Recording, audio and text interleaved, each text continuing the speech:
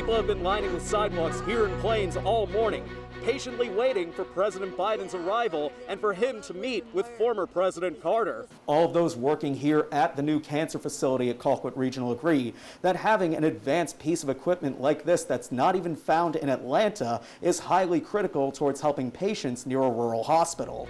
But while the Red Cross is busy assessing the damage and crews remain hard at work, we spoke with a few residents at this trailer park about the damage the storm has left to their homes. The mother of 21-year-old Tanika Walker is pleading with the community to find those responsible for her death in a drive-by shooting this past December. Rescue dogs like Roscoe are living the good life now, but as Rita and Amanda will tell you, there are other dogs that are out there that are just as deserving.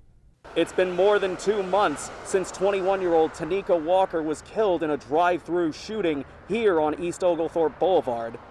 Now her boyfriend, who was also involved in the altercation, is speaking up about finding her killer. We hadn't just ordered some food, and that's when some shots had rang out, and we got shot at. That's what Isaac James Jr. recalls from December 23rd, the night he and Walker were the victims in a drive-by shooting at an East Oglethorpe Wendy's. Walker would pass away from her injuries early the next morning. She pretty much meant the world to everybody she had dealings with.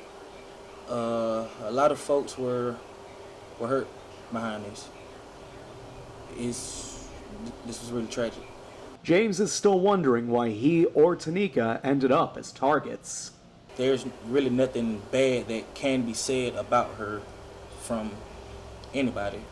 Anybody she ever had contact with, even if it was for 5 or 10 minutes, just knew that she was a good person. She was an angel. Walker's family is set to address the community Friday morning, and James is hoping, much like the family, that their plea will give them the closure they need in her death. We need that closure to move forward with this. You know, it's real hard dealing with this and not knowing why it happened. Because local matters. In Albany, Brian Roche, South Georgia Television News. Albany State University will be receiving at least $20 million to help with financial aid as well as other aspects of campus life. For many people we spoke to in the area, this is a major difference maker. Also in a community like Albany, we don't have that much funding going on in certain places. For an HBCU alumni like Antoine Mitchell, he knows what $20 million in financial aid can do for historically black colleges. It would allow different events that can gather.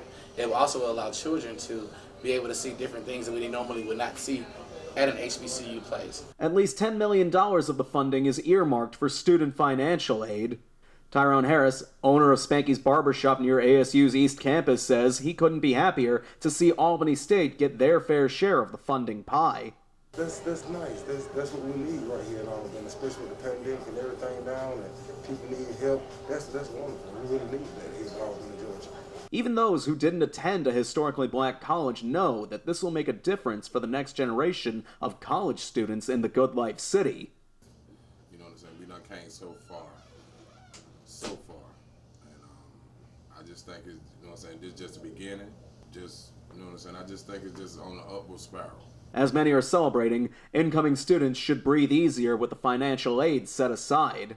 Because local matters. In Albany, Brian Roche, South Georgia Television News.